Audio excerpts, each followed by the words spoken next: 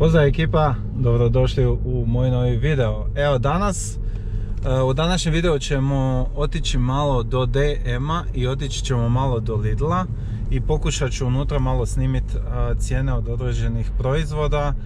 Što me najviše zanima jesu nekakvi prehrambeni artikli i zanima me artikli za osobnu higijenu. Zašto DM i Lidl? Zato što bi volio ovaj video napraviti kao jednu usporedbu onog što se recimo desilo sad u Hrvatskoj. Kao što znate, u Hrvatskoj je uveden euro i od, ja mislim, od 14. ili od 15.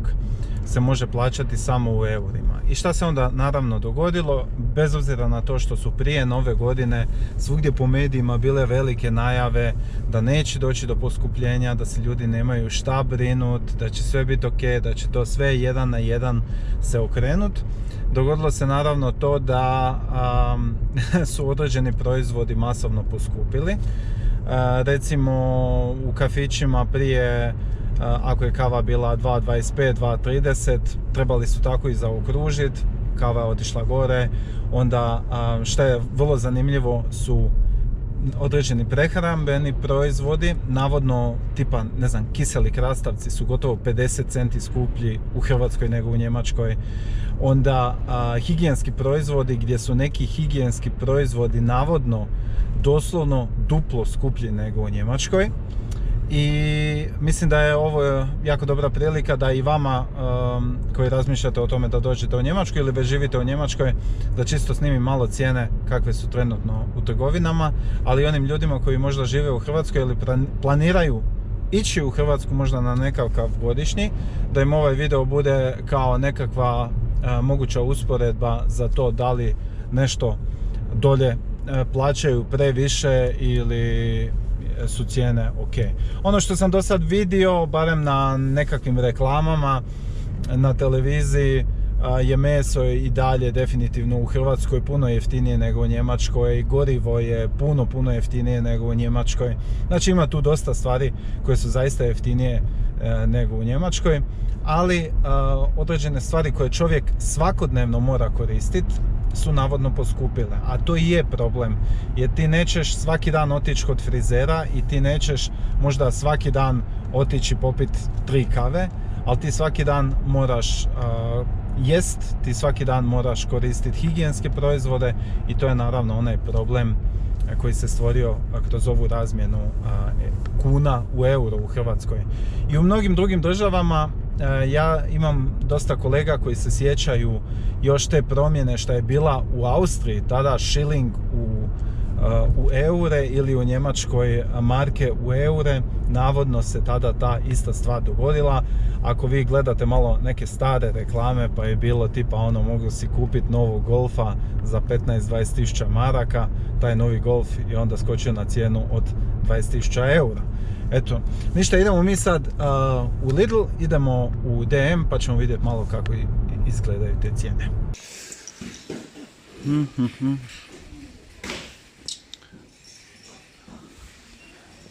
Ja ću uzeti ovaj duo paket Elmexa.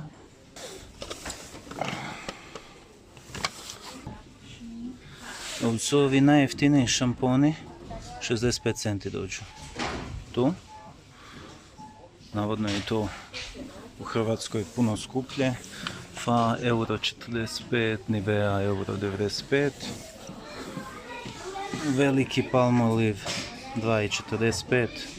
To je isto apsolutno ok cijena, Nivea 3,95. Uzet ćemo ovaj jedan za ruke, prat 65 centi. Ovdje su šamponi za kosu, Garnier 2,95. L'Oreal 3,5 eura. Ovaj veliki WC papir je 7,95, taj uvijek uzmem. Idemo malo vidjeti ove proizvode za bebe. Znači ovi od Nestlea su po 18 eura, od Hipa 9,25, Babylove su po 4,5 eura, Baby Vita skoro 6, to su ove hrane, Aptamil, naravno on je među najskupljima, 20 eura. Još idemo vidjeti malo ove kašice za djecu.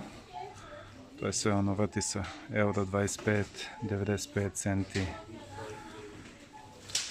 Imamo tu dole po 65 centi, ovi nekakvi od banane, jabuke, bebivitine.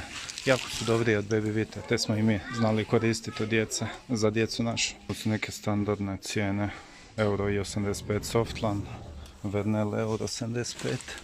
Mi to najčešće uzmemo na akciji. I ovo je pa od Froša ili Palmoliva. Njih mi uzmemo. Pril. Ovi jeftini od DM-a su po 85 centi. Proizvodi za čišćenje. Isto. Sve apsolutno normalno, neka cijena, bref 2,5 eura, evo ovaj špiritus od Froša euro 85. Ništa, idemo mi dalje onda do Lidla, pa ćemo vidjeti u Lidlu daljnje cijene. Evo, tjestenina je 99 centi, ova najjeftinija. Ovi sidni namazi od DM-a, bože od Lidla, euro i po. Ovo je isto po euro 99, ali to uvijek bude na akciji negdje u prosjeku po euro, euro i 50. Evo milšnite 2,5 eura. Evo 2 kile mrkve, euro i po.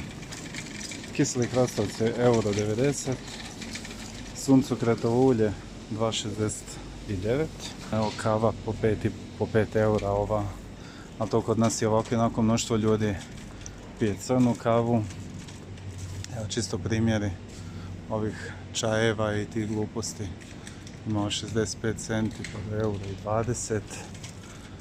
Evo Nescafe. Sad ima baš ovaj Nescafe. Evo recimo 7,99. Ovi jeftini su po 5 eura.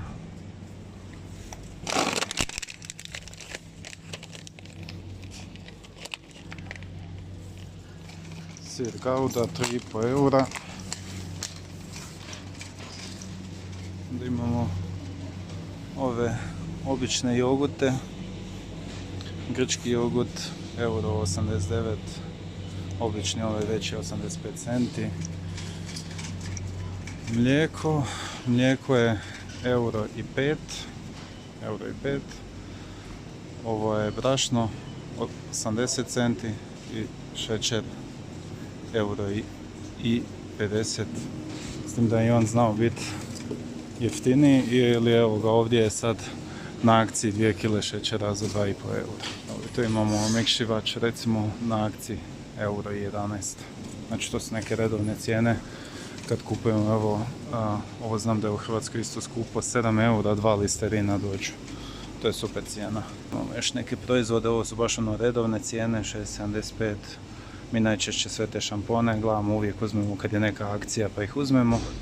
A sad baš u DM-u kad sam bio, tamo je Nivea obična euro i 95. Evo ga ljudi, završio sam sa trgovinom, sad ne znam koliko koliko ćete moći dobro vidjeti u ovim snimkama i koliko ne. Sad ću vam čisto ovako reći ove nekakve najbitnije stavke i reći ću vam iskreno kako mi to i radimo, kako kupujemo.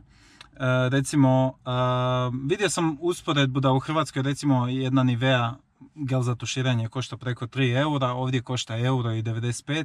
Nisam snimio ove muške, recimo gelove za tuširanje isto košta euro 95, dok od Balea, oni najjeftiniji gelovi za tuširanje, što se kaže od DM-a, oni koštaju 65 centi. Ja ne znam da li u Hrvatskoj koštaju 65 centi, ali ovdje su oni najjeftiniji 65 centi. Onda recimo dezodoransi vam dođu u prosjeku muški, a i ženski, ovisno koji ćete kupiti. Ako ćete kupiti Axe, platit ćete u prosjeku nekakvih 2,5-3 eura. Ako ćete kupiti, ne znam, Bruno Banani, ćete isto blizu 2,75, tako nešto platiti. Ako ćete kupiti recimo od Nivea dezodorans, on košta u prosjeku euro 95. To ja govorim o cijenama kad nisu na akciji, fa je još malo jeftiniji. Tako da te neke stvari ja mogu zaista reći da ne smatram da su ovdje u Njemačkoj skupe. Što se tiče Lidla, nekakve prehrane, tu nemamo šta sad puno filozofirati jer sam nedavno i napravio video koliko su poskupile stvari. Naravno od tog videa do sada su neke stvari još poskupile, kao što je recimo evo tjestenina sad košta 99 centi. Ali najčešće kad mi kupujemo, kad idemo recimo u neku veliku trgovinu, onda naravno kupiš tipa ne znam barila bude na akciji za euro 80 kila. I onda ćeš naravno kupiti par kila barile i stavit ćeš ju sa strane, jel? Kad govorimo o tjestenini. Ili, ne znam, nekakva Philadelphia Exquisa ili ti nekakvi sirni namazi, oni najčešće imaju rok trajanja 2-3 mjeseca.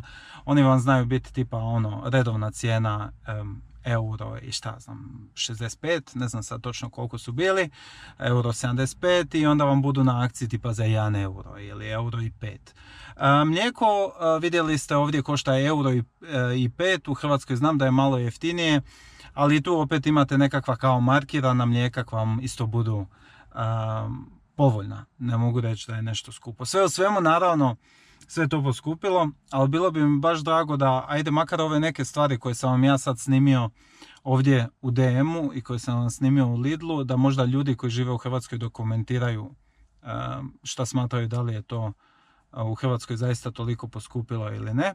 A i vi ako budete išli u Hrvatsku, jednostavno ćete znati odavde kad budete dolazili dole tipa na godišnji, da li je to dole zaista skupo ili ne. Dok je bila nekakva druga valuta, onda čovjek nije ni sve preračunavao. Nekad bi rekao pa ovo je skupo, ovo je jeftino, nije čovjek baš preračunavao sad svaki put joj šta je skupo šta ne. Ovako kako je sad uveden euro, točno će ljudi, recimo za nas koji dolazimo iz Njemačke na godišnji, za nas je to super. Ne moraš se zezati oko mijenjanja, pa će ti ostajati kune, pa će ti ostati ovo, ideš sa eurima dole ili plaćaš sa karticom i riješen problem, nemaš nikakvih problema. A na kraju krajeva onda zaista i znaš kad odavde dolaziš recimo u Hrvatsku, znaš zaista da li je nešto skupo ili nije skupo, to jest jeftino. Eto, dragi ljudi, nadam se da vam se ovaj kratki video svidio. Ukoliko je, kao i svaki put, obavezno ostavite jedan like. Kao i svaki put ću vas zamoliti da me zapratite na Instagramu. Ukoliko nemate Instagram, možete me i na Facebooku zapratiti. I naravno napišite svoje mišljenje, svoje komentare. Ukoliko želite možda snimiti nekakav video sa mnom, da snimimo nekakav intervju, da i vi kažete svoja iskustva o životu u inozemstvu, bez obzira na to gdje živite, nije sve super i nije sve bajno, ni u Njemačkoj, ni u Austriji, ni u Švicarskoj, ni u Irskoj, ni u bilo kojoj drugoj zemlji. Ima tu dosta pozitivnih, ali i negativnih stvari. Ako to želite podijeliti sa mnom, vašu priču, vaše iskustvo, onda mi se možete naravno na Instagramu ili na Fejsu javiti. Eto, to bi bilo to što se tiče ovog videa. Mi se onda vidimo u jednom od drugih, to je sljedećih videa i do tad mi ostanite zdravi, živi, veseli. Ćao!